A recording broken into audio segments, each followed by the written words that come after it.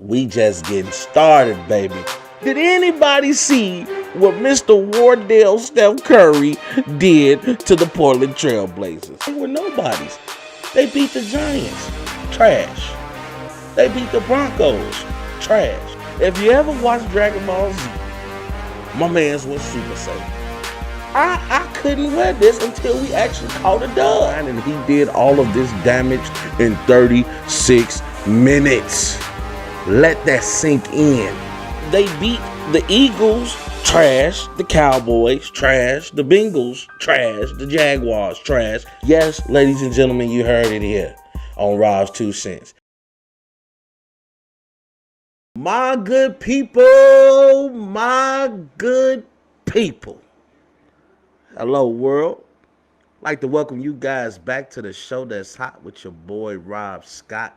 This is Rob's 2 Cents. How's everybody doing? I got a little company today, y'all. You can't see him. I got wifey here. I got my best friend, John, here. Might have more guests. Don't know yet. But we out here chilling, enjoying ourselves, having a good time, watching a little playoff basketball, even though I feel like Miami left their heart in Miami. They need to go find something because they are losing 76-50 right now. And Milwaukee don't look like they slowing down. What's up, Jay? What's going on? How you feeling, my boy? Oh, man, quick shout out to my boy, Jay, because I haven't hit you with a plug on my show. If y'all like to talk just general conversation, man, woman thing, holla at my boy, Jay, the Clay Chronicles. He do his live show. As soon as he let me know the times, I let you know the times. I know he was usually doing them like at Wednesdays at 7. I believe he changed his times. But, man, my boy Jay, awesome podcast. Can't wait till we collab. Appreciate you for coming in. Appreciate y'all for coming in. Before we get to talking about the playoffs, y'all ain't seen me since last week. A lot has happened.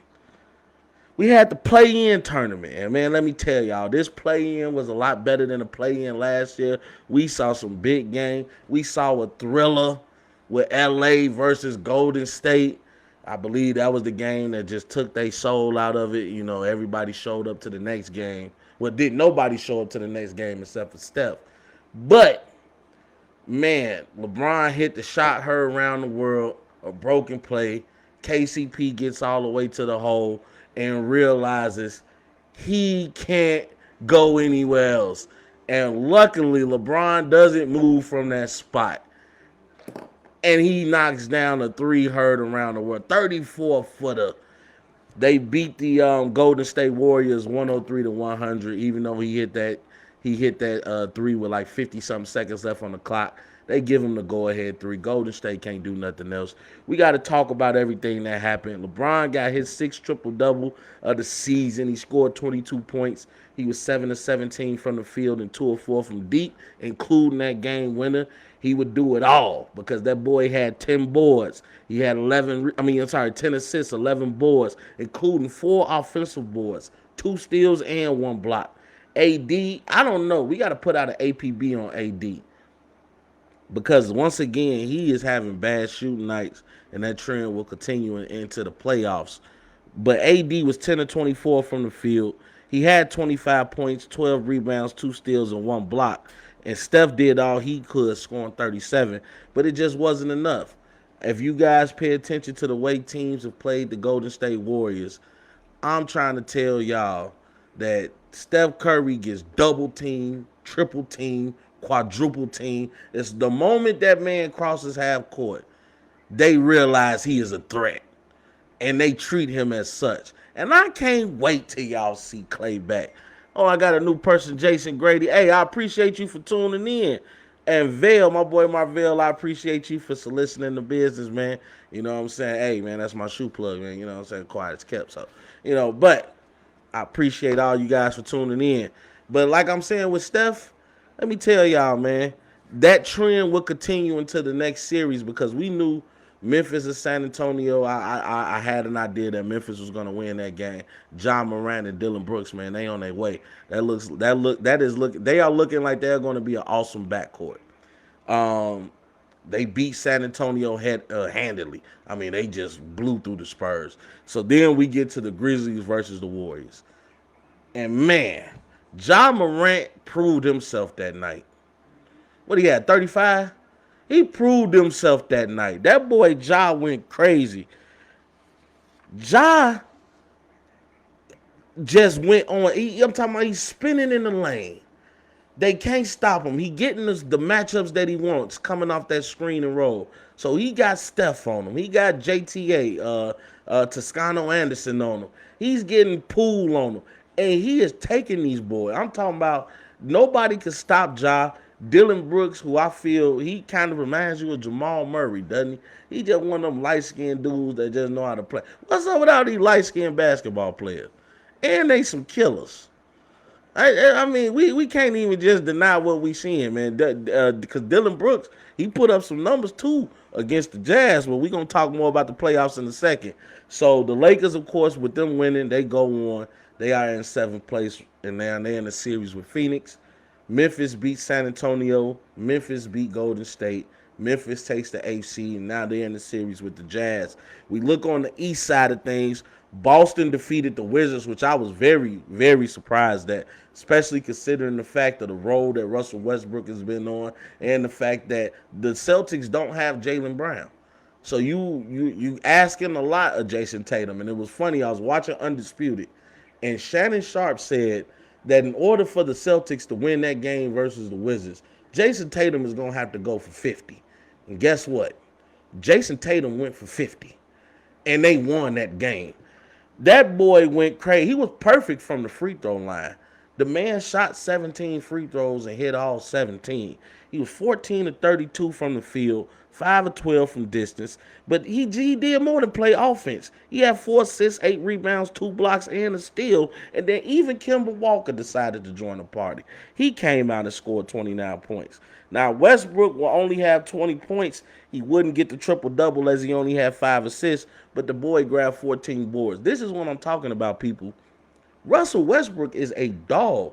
For your point guard to go out there to grab 14 rebounds, I know centers that can't grab 14 rebounds.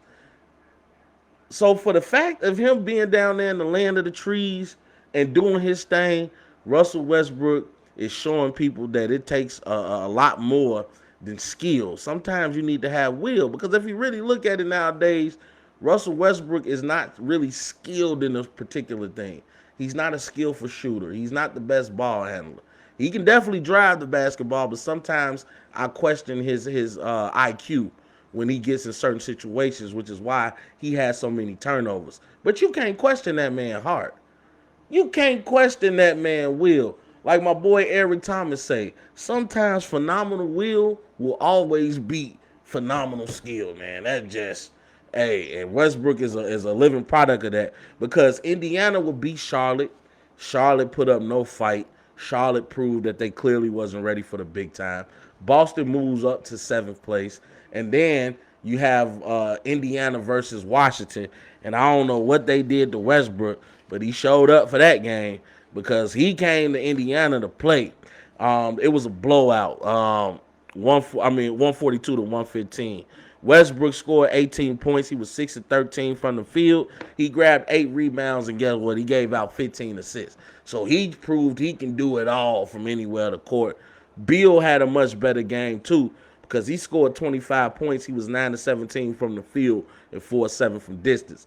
So with Westbrook and the Washington Wizards beating the Indiana Pacers, we have Boston going against Brooklyn, which I really wanted to see KD versus Westbrook. Can you imagine the storyline? And then we have Washington going against Philly. And that brings us to the playoffs, folks. Did y'all enjoy them games that we saw this weekend, boy?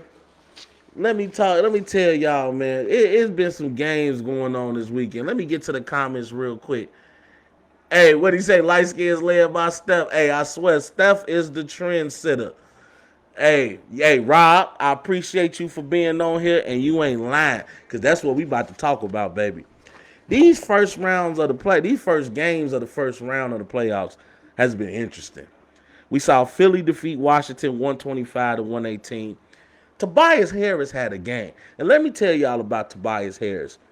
Excuse me. He is the Tim Duncan of small forwards. He don't say much. He do what he told.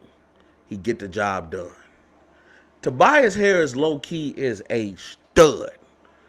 He is a monster on the court. The man had 37 points. He shot over 50% from the field and 40% from distance. He gave you 6 rebounds as well.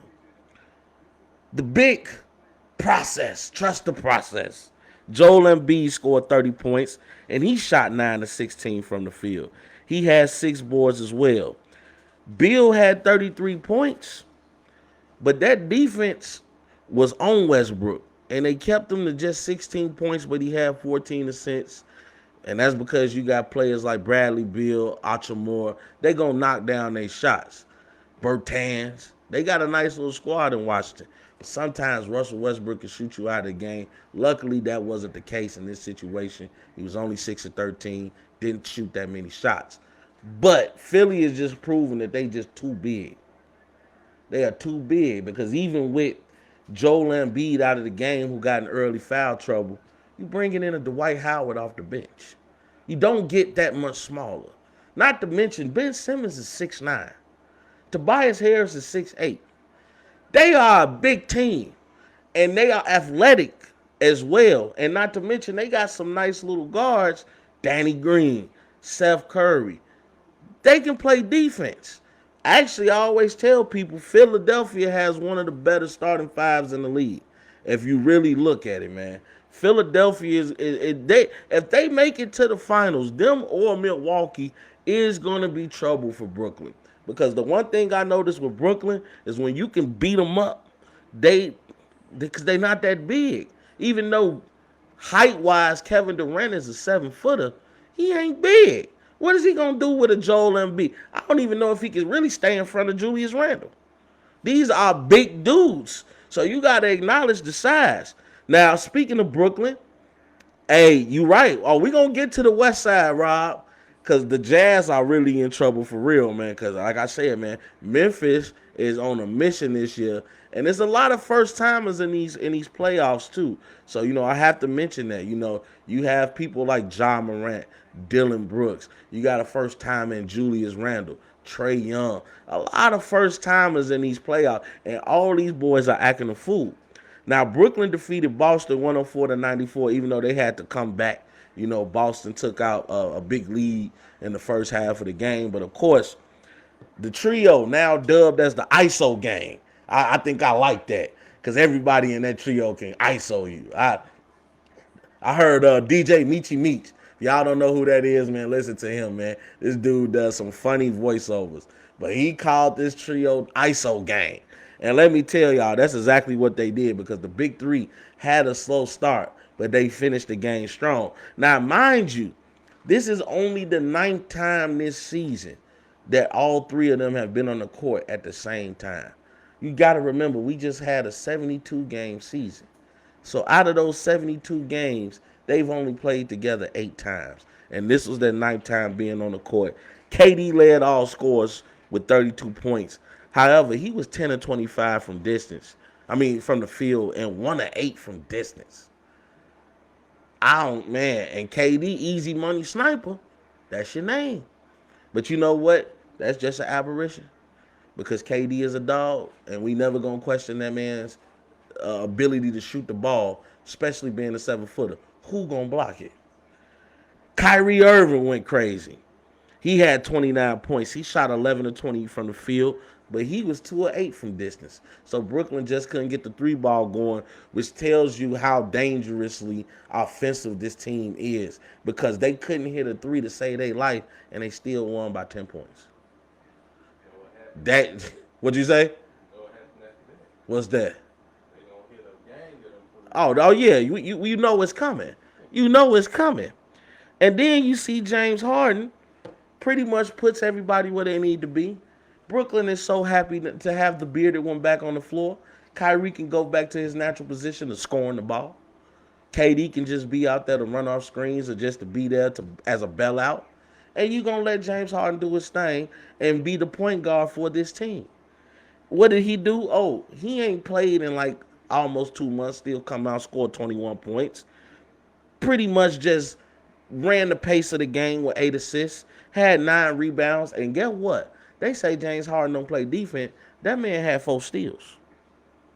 That man had 4 steals. Oh, he might not be a great on the ball defender, but he's a great disruptor because he's strong. You're not just gonna run him over. We see James Harden run people over all the time. So that's just a testament to his strength.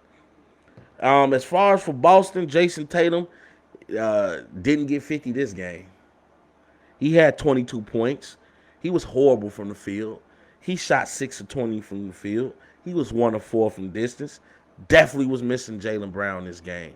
I think Brooklyn is going to sweep the Boston Celtics. And it's nothing against the Celtics, but they literally can't score enough to keep up with Brooklyn. And they are not that sound defensively, especially to stop players like Kyrie, James Harden, or KD. Now, I like Marcus Smart. Don't get me wrong.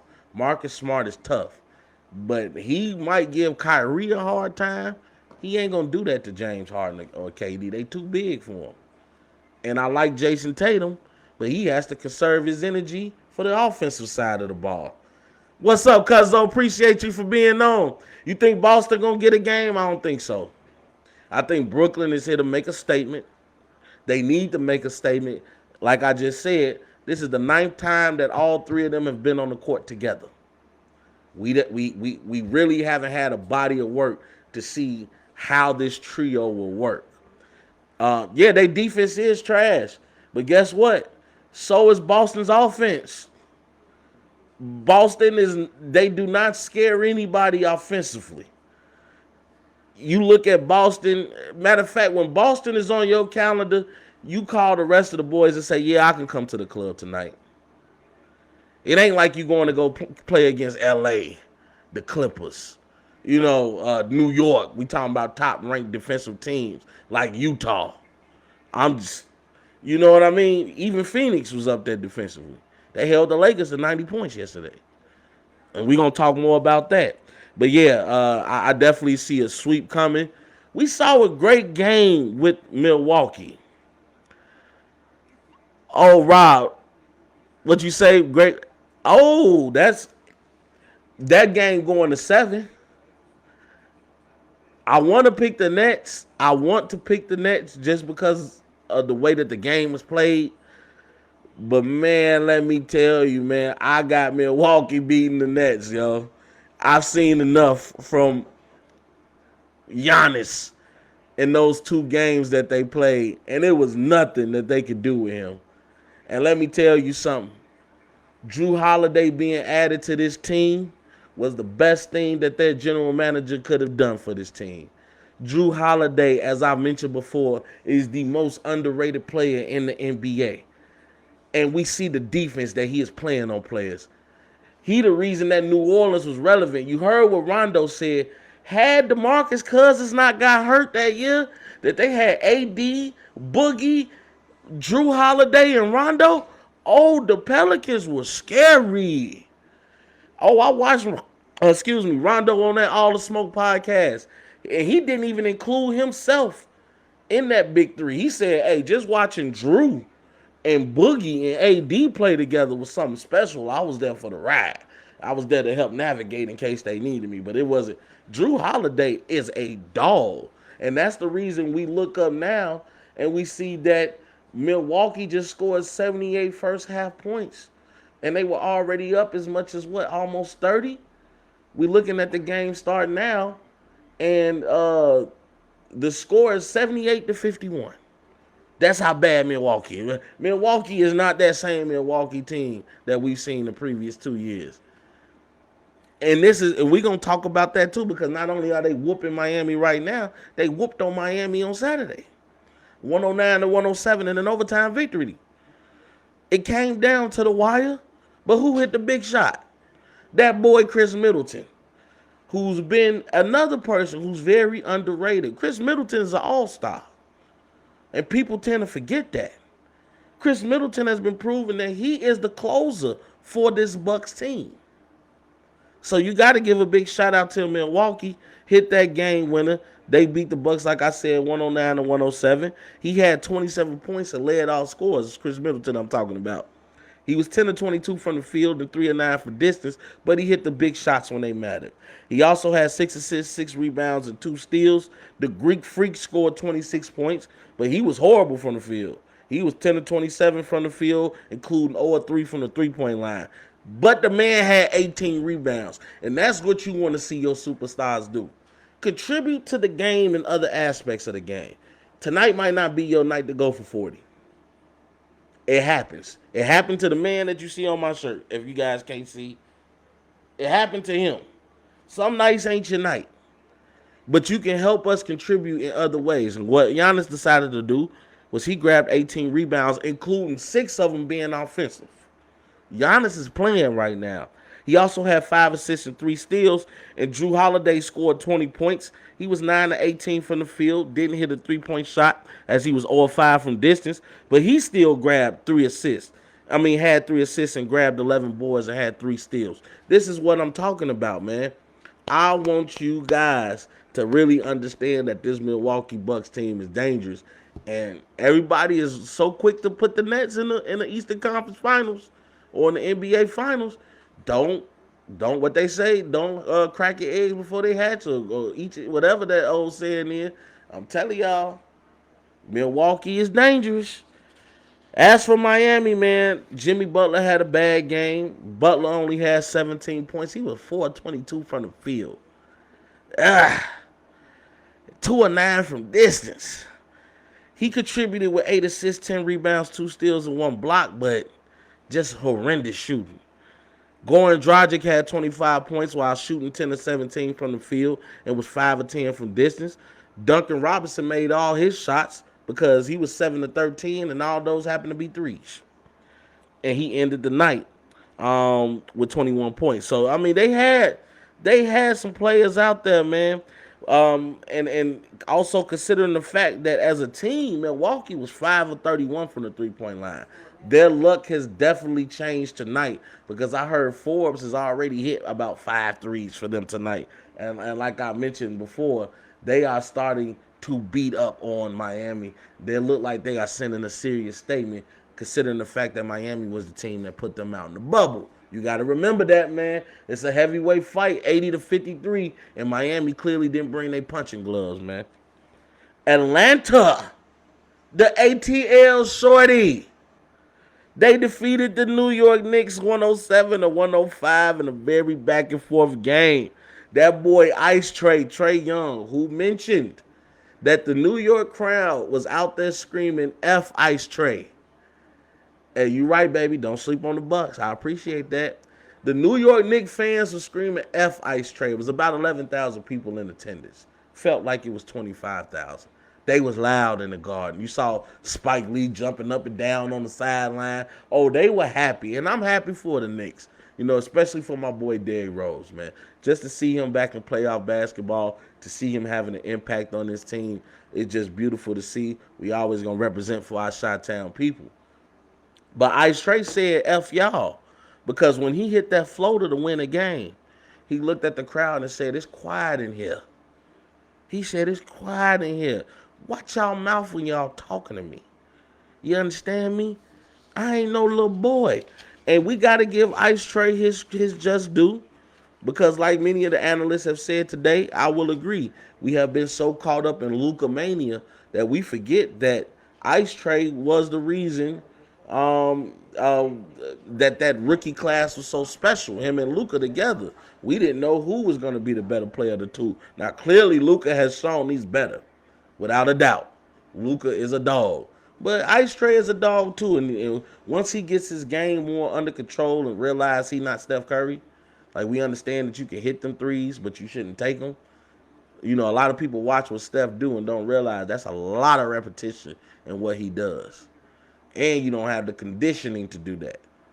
That takes conditioning. It's more than just having skill. You got to get your body used to that. Cuzzo, I agree with you. I got Knicks in 6 as well. I just believe the Knicks defense are going to show up when they need it. And Julius Randle is not going to have a bad game like he did because we know Julius Randle, he had a horrible shooting night that game. Let me look at what I know I wrote some notes on there. Oh yeah, Julius Randle had 15 points. He shot 6 of 23 from the field, and he was 2 of 6 from distance. Let me tell y'all, man, uh, he just was horrible, and I hope that he look at this game and he has a great memory loss. And remember, hey, you're a first time All Star this year, son. I need you to play like it. Also, D Rose had a great game as well. He had 17 points. He was 8 of 16 from the field with 5 assists and 5 rebounds. Um, and also, they had some big time help from their boy like Emmanuel Quigley. They had Obi Toppin come in there and get some good runs in, man. My boy Ken just walked in, man. I appreciate you guys for coming through. Oh yeah, that's true though, cuz Julius Randle had a bad game and the New York Knicks barely lost, man. It took for ice trade. And then did you see the threes that Bogdanovich was hitting? That broken up play looked like Trae Young was about to throw the ball away. He throws the ball. I don't know how the hell Bogdanovich gets it, and he heaves the ball. He didn't even look the way he was shooting at all net. I'm talking about, man, sometimes when you're lucky, you're lucky. But Bogdan had a big game, man. He had 18 points. He was 4-9 from the field. He just kept hitting timely threes the whole game. Alec Burke was the story for the New York Knicks as he had 27 points. It was 9 to 13 from the field, including 3 or 5 from distance. But like I said, Julius Randle has to be the best player on the Knicks in order for the Knicks to win. He can't just have an okay game. That team ain't built like that. And I do believe that Derrick Rose should get more tick. I don't know what Tom Thibodeau was doing by putting Anina Keeler, or however you pronounce his name. Excuse me for getting your name wrong. But you take a guy that hadn't played all game, you put him on the quickest guy on the court and Trae Young, just leave D Rose in there. I know D Rose ain't the same D Rose, but D Rose have shown that he can make great defensive plays when needed. Do y'all not remember that block on Rondo? When Bulls in Boston used to go at it? Oh, I remember them games. Oh, I miss the Bulls in them days. But yeah, overall, it was a great game for the Hawks, man.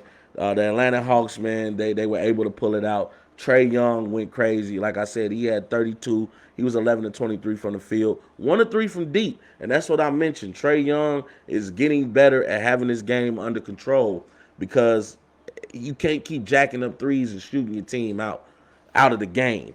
Now let's go to the West Side, folks. Let's take a trip to the West Side because this is where things get interesting. Because we saw some teams lose that I was a little shocked at.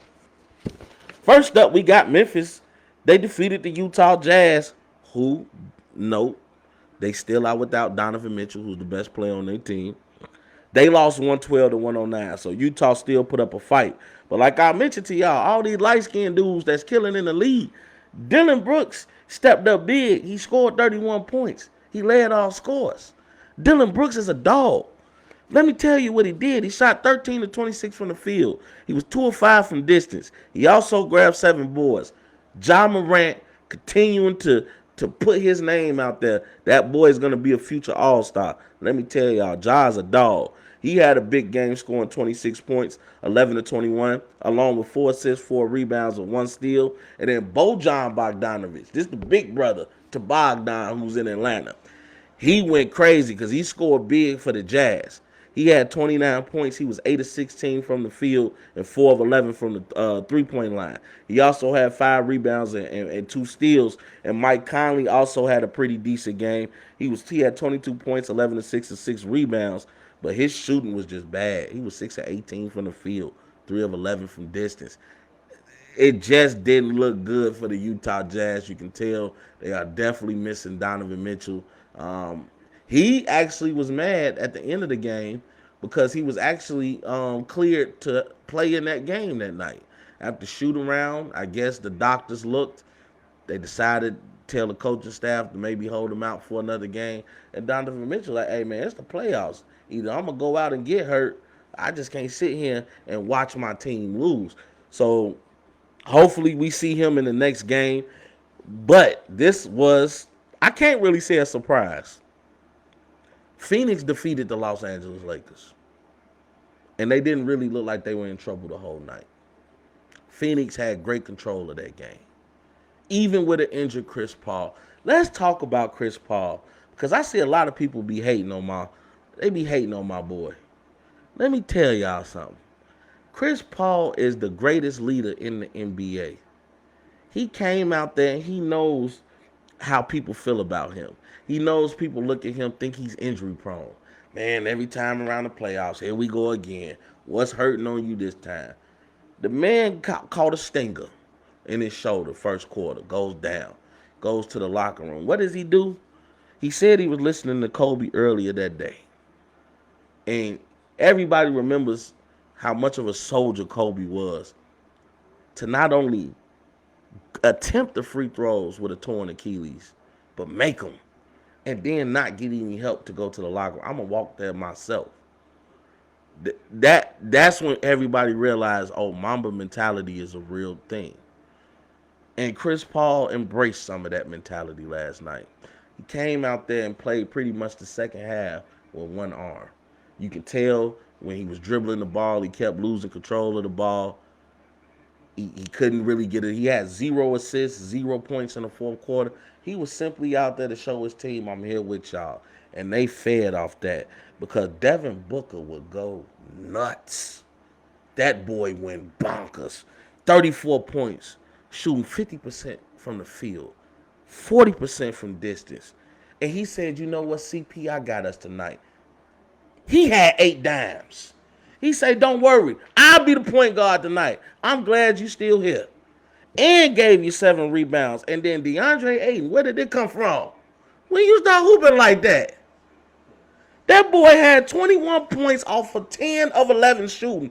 That's SLN. What he say on inside the NBA? That's Shaq-like numbers. 21 points, 10 of 11 from the field, 16 rebounds, including 8 offensive boards and 1 block. When you start hooping like that? I see you. I ain't mad at you. Now, like I said, Chris Paul went down. He still played the rest of the game, but even with one arm, he had 7 points and 8 assists. That's CP3. He ain't the point guard. That's the point guard. They know that he is probably one of the best point guards to play in the league. Okay, I'm not going to say the best. You know, we got Magic Johnson, you know. But Chris Paul is up there. And if Phoenix can beat the Los Angeles Lakers, you can't tell me Phoenix don't got a chance to win it all. They held the Lakers to 90 points. Their defense was out there stifling. Let me tell you what they did to AD. AD only scored 13 points. He was 5 of 16 from the field, including 0 of 2 from distance. He only had 7 rebounds. Now, he did have 3 blocks, but he was a no-show on the offensive side of the ball. What is it the same AD that scored 42 points against the same Phoenix team? What happened? AD is from Chicago, and I love AD, but you got to play better than that, brother. And I'm glad that at the end of the game, he took that pressure upon himself and said, I got to play better. And AD, like LeBron said, usually responds very well to controversy. So I hope the Phoenix team is ready next game. Because I could see AD going for another 40-something night. But I got Phoenix winning this in 7. I think it's LeBron's time. He's looking older out there. I have to see.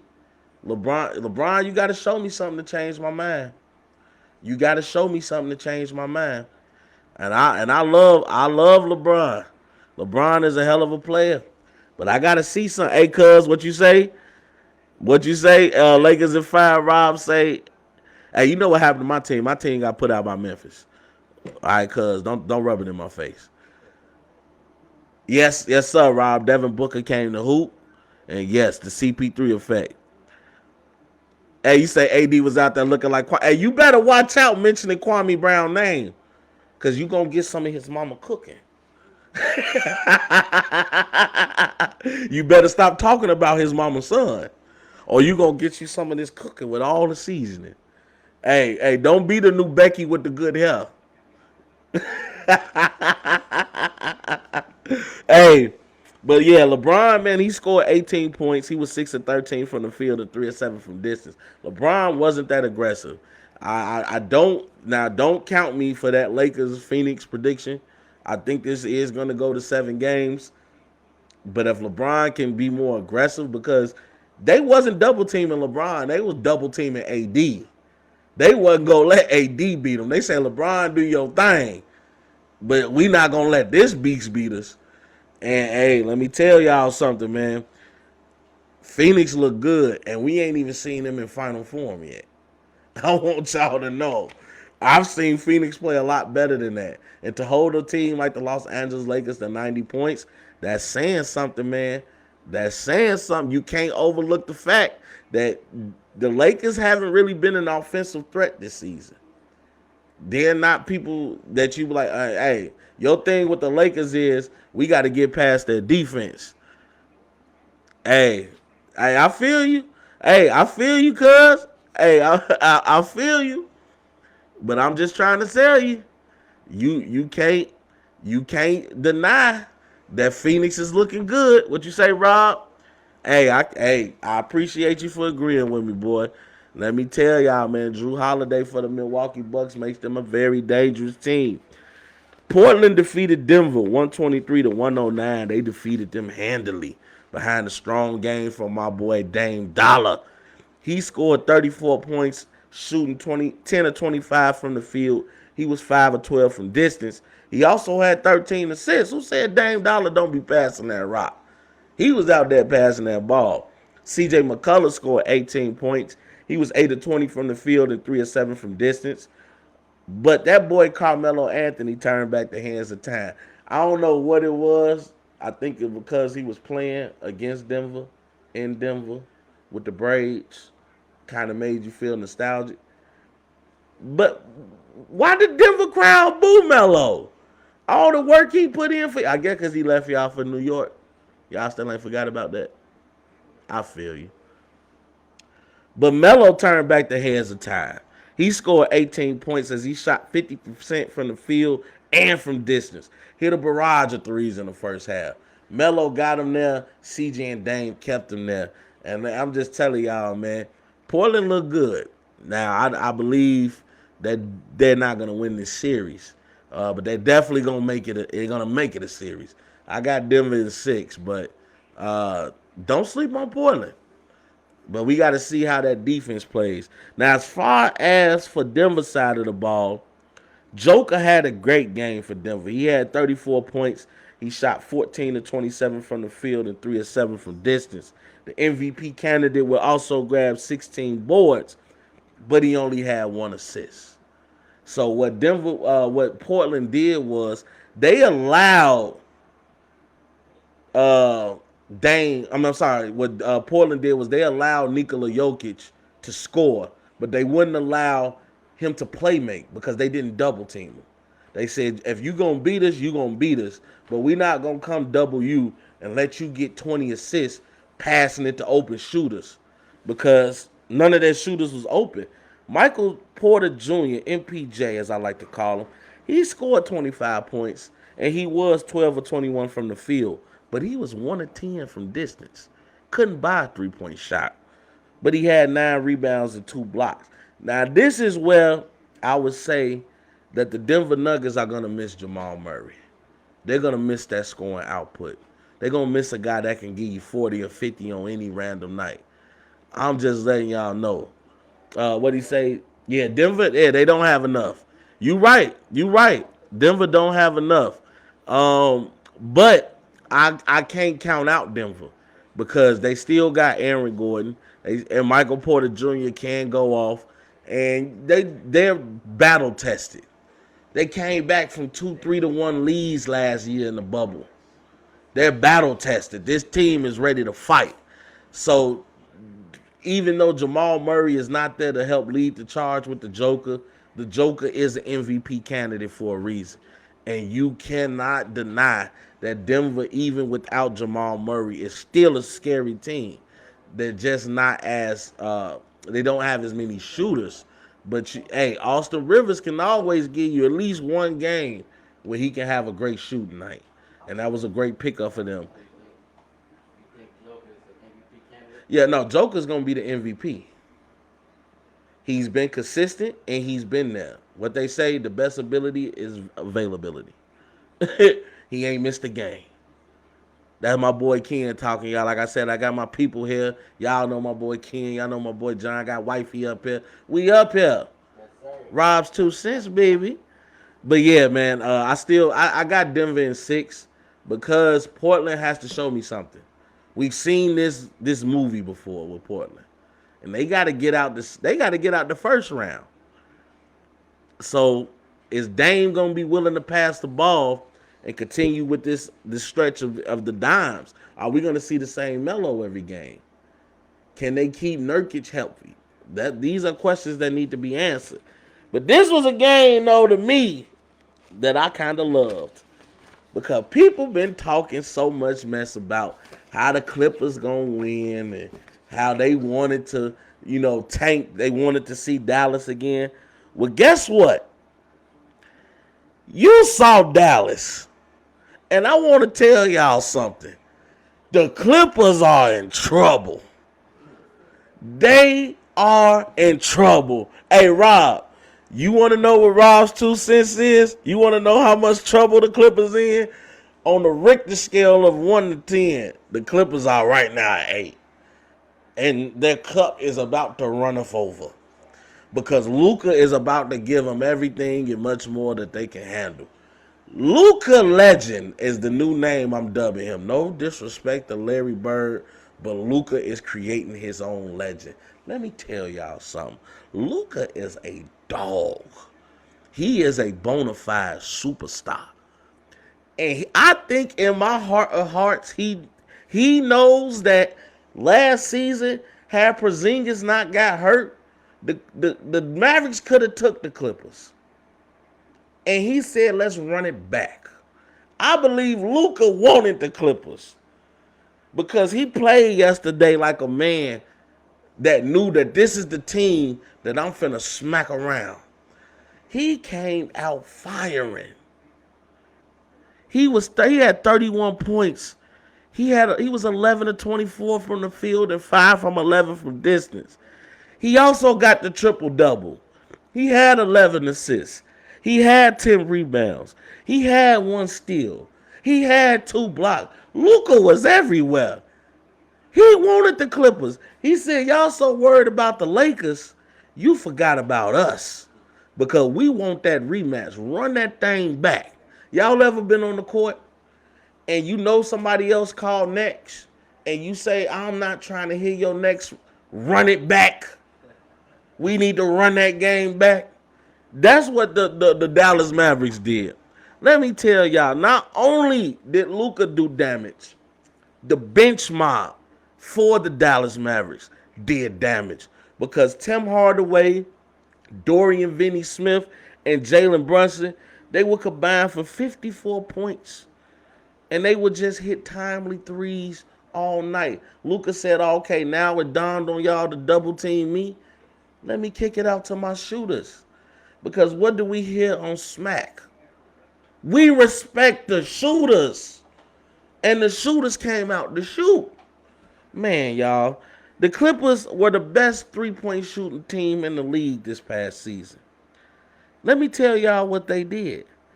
They shot 11 for 40 from the three-point line, and that was only 27.5%. Pandemic P showed up. Kawhi got quiet in the second half. I don't know. We thought Rondo was the answer. Rondo didn't really do much.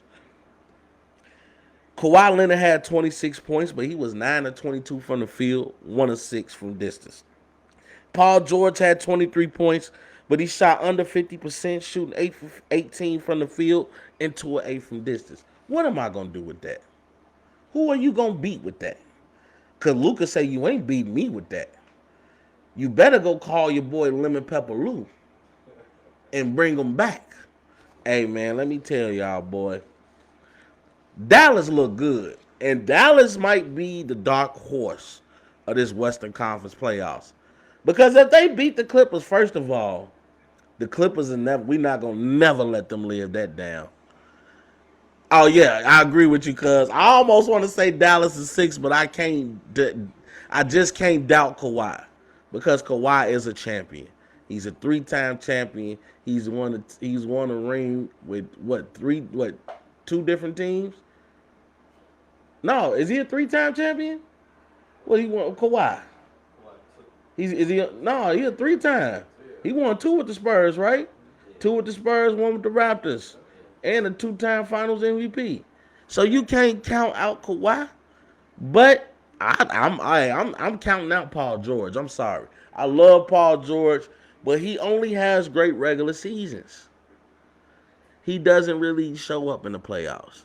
I don't think he been the same since LeBron used to spank them boys in Indiana for all them years. He ain't been the same. You said the year of the underdogs? Well, let's look. On the Western Conference side, I believe all of the top teams, all of the underdog teams kind of won except for Phoenix. They beat the Lakers. But the Jazz lost, the Clippers lost, Denver lost. So we talking about three out of the top teams losing. I believe the Mavs can keep it up. Now the question is, can Kawhi stop Luka? Because Kawhi has been kind of avoiding Luka. They had Pat Beverly on him at the beginning. Then Paul George got a little bit of him. Kawhi didn't really come on to Luka until the end. But by that time, Luka was just passing the ball to everybody else. And you got to remember, he still got that 7-footer out there that can give you a problem. And I just want to let you know, man. Like I say, Luka is a stud. Yeah, Porzingis got to stay healthy because you can blow on Porzingis and he hurt. I mean, you want to talk about injury prone. Lord Jesus. All right, you guys. So you guys heard everything that's happened so far in the playoffs. Like I said, Milwaukee is just destroying Miami, 94-65. It's throw in the damn towel. What did he say on Rocky? Throw in the damn towel. Because right now, Milwaukee is saying if they die, they die. I mean, it is not looking good. And they still got a whole another 12 minutes to play in the fourth quarter. There's 4 minutes left in the third. And Milwaukee is just beating down Miami. So, we don't really have to talk about that too much. But yeah, I remember Ken asked me a question last week, and I told him on the playoff edition. He said, who's going to be coming out of the East? Who's going to be coming out the West? It's hard, y'all. 'Cause let me tell y'all, this is probably one of the first playoffs we've seen in a while where you don't know who's going to win. You can't automatically say Brooklyn. You can't automatically say the Lakers. We don't know. But I'm going to take an educated guess. I'm going to say Milwaukee comes out of the East.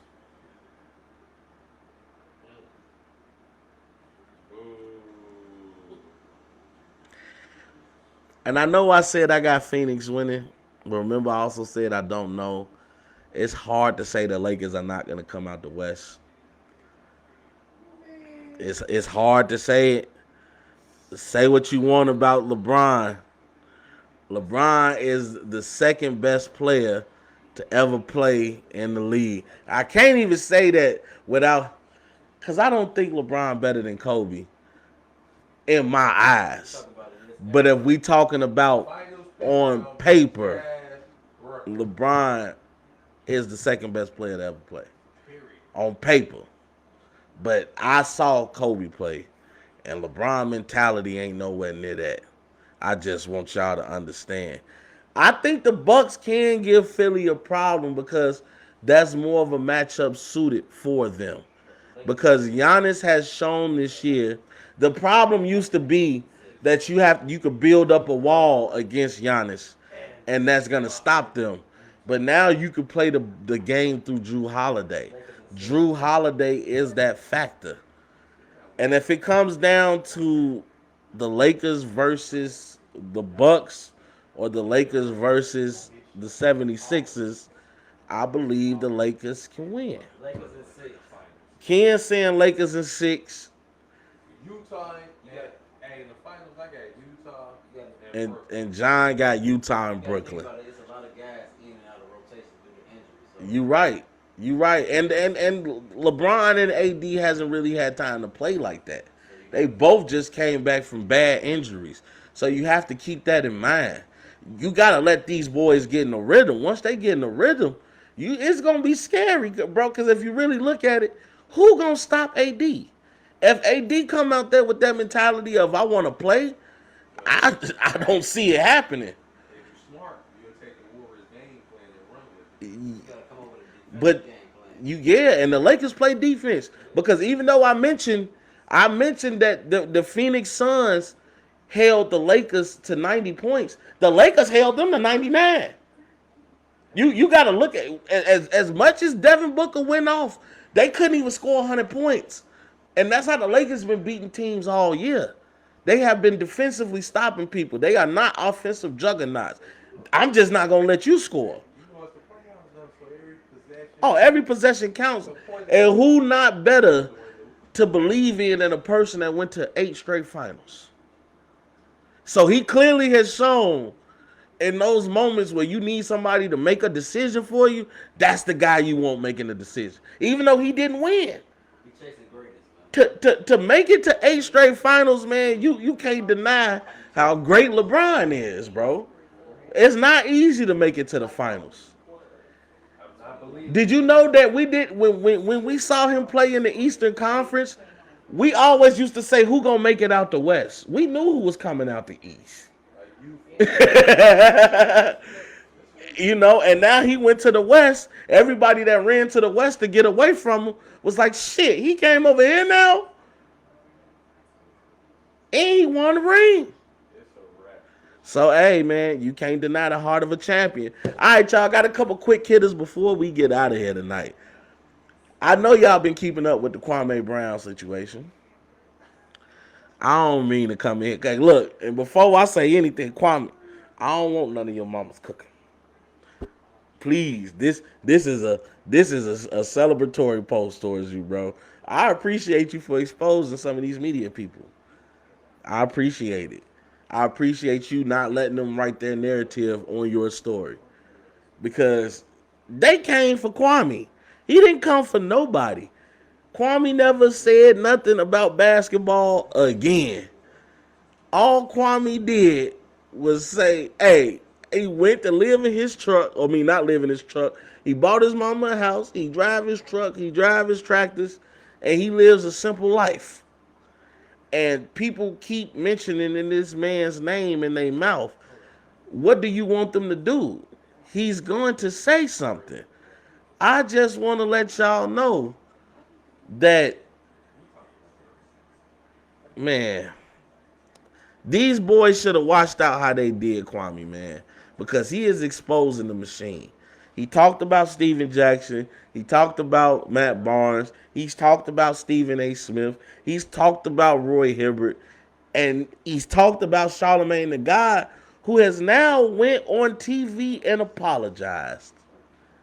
He has apologized for his comments made towards Kwame Brown because Kwame Brown went below the belt. He said, you going to bring up my father and a murder that I had nothing to do with?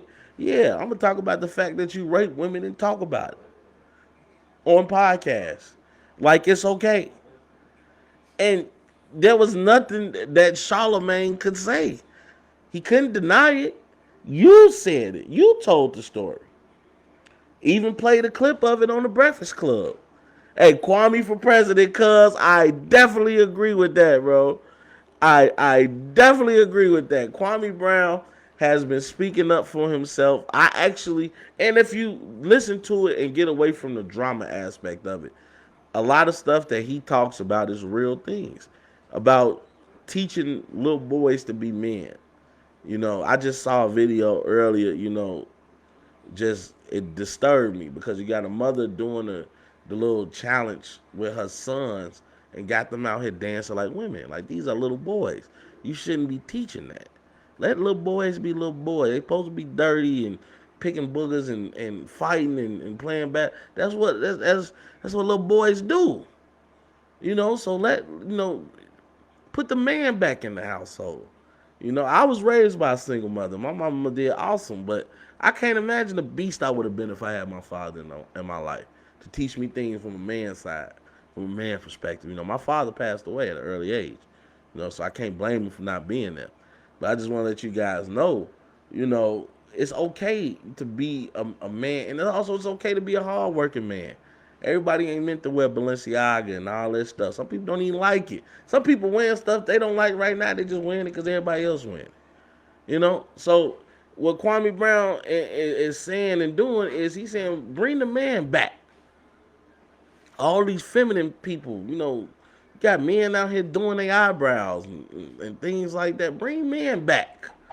You know what I'm saying? So, hey, real talk. Hey, what you say? Hey, cuz, he got my vote too. What you say, Frank? Hey, Frank, my brother. Thank you for being here, Brody. My boy Frank Brown, my boy D Styles. Hey, he need a 30 for 30 for real. I definitely agree with that, brother.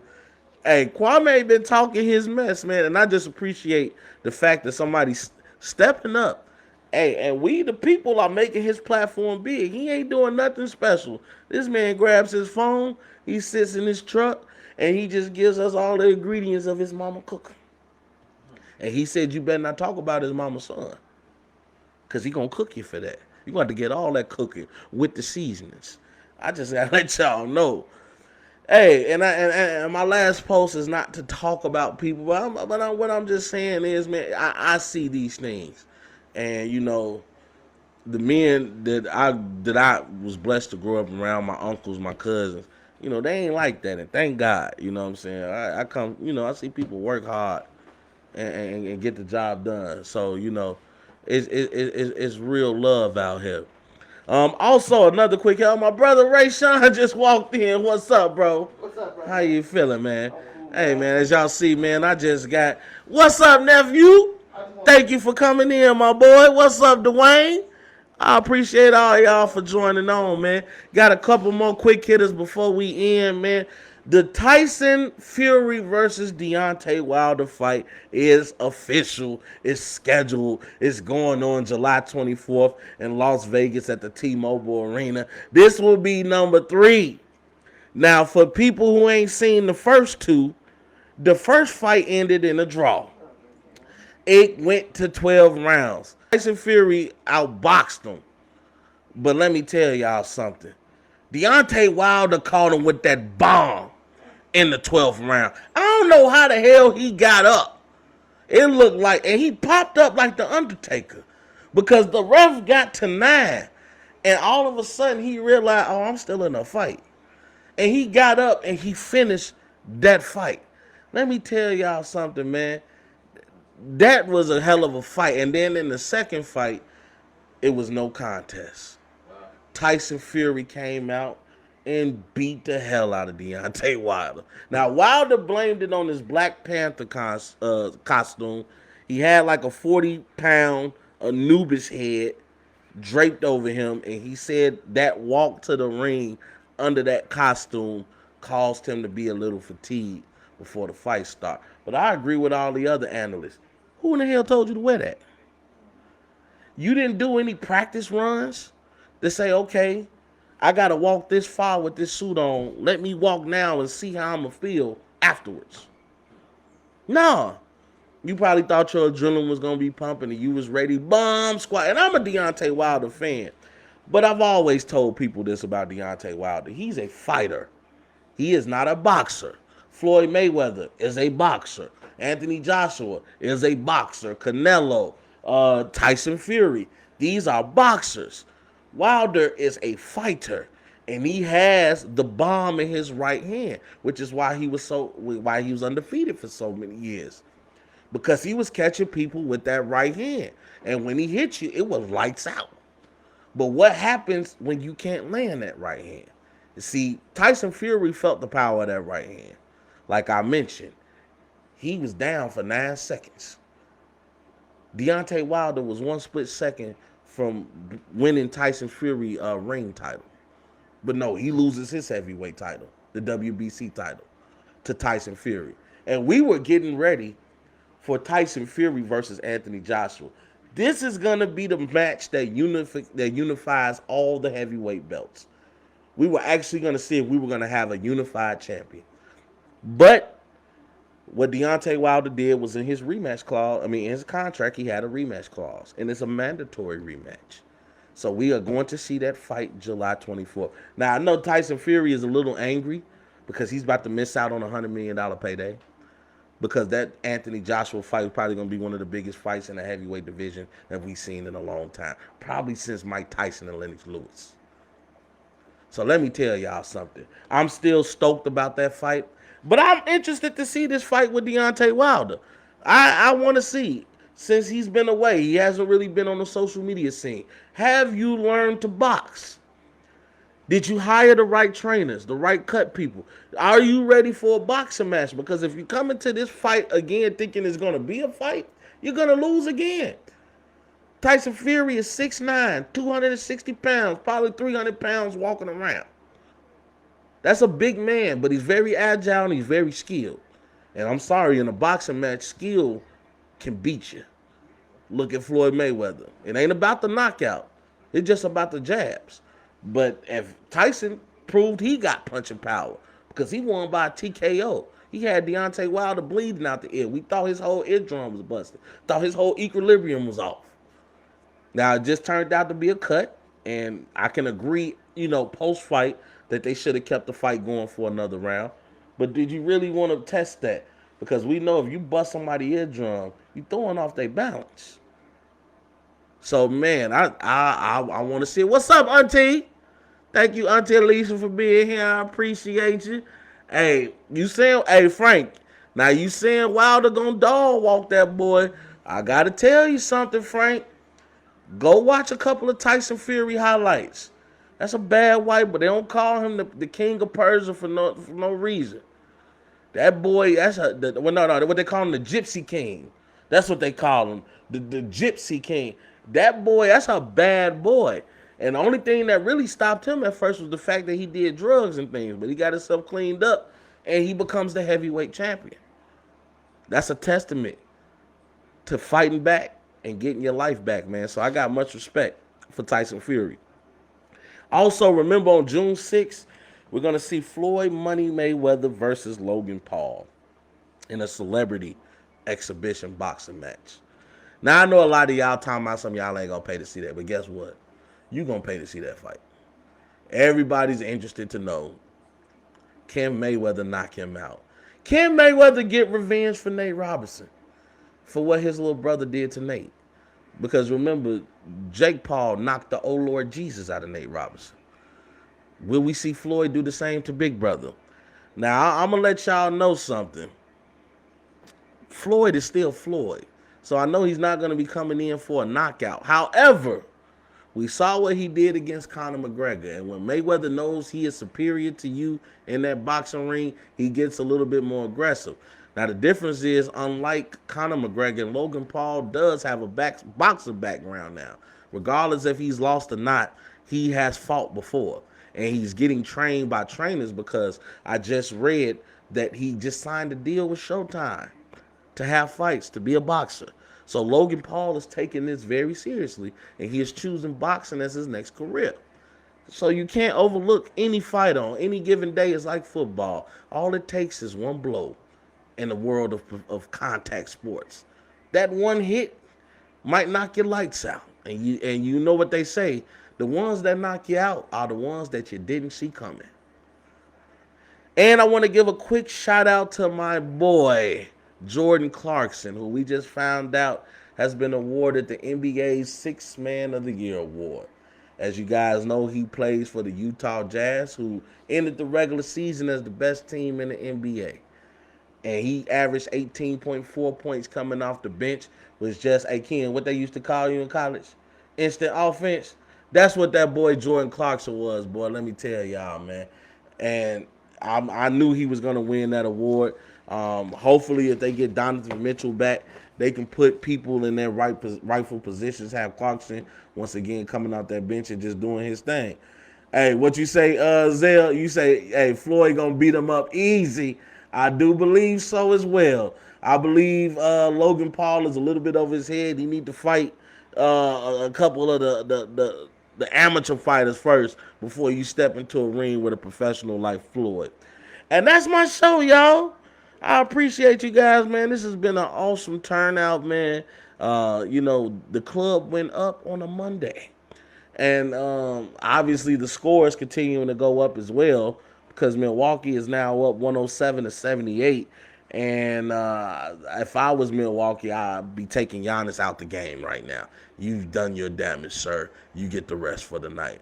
And you guys get the rest for the night, man. I hope you guys have a great one, man. I appreciate the love, appreciate the support, man. Make sure you catch this on YouTube, Spotify, iTunes. If you didn't get a chance to watch the whole show, I'm everywhere, y'all. Follow me on Facebook, follow me on TikTok, follow me on Instagram, follow me on Twitter, man. You know your boy out here, man.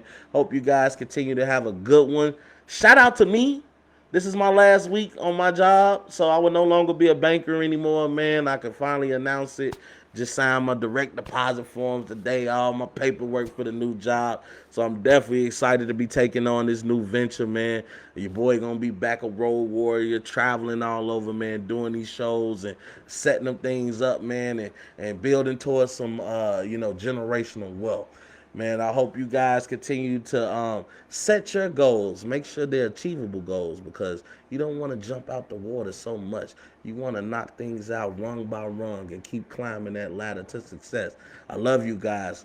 Hope you have a great evening. Hope you guys continue to be great.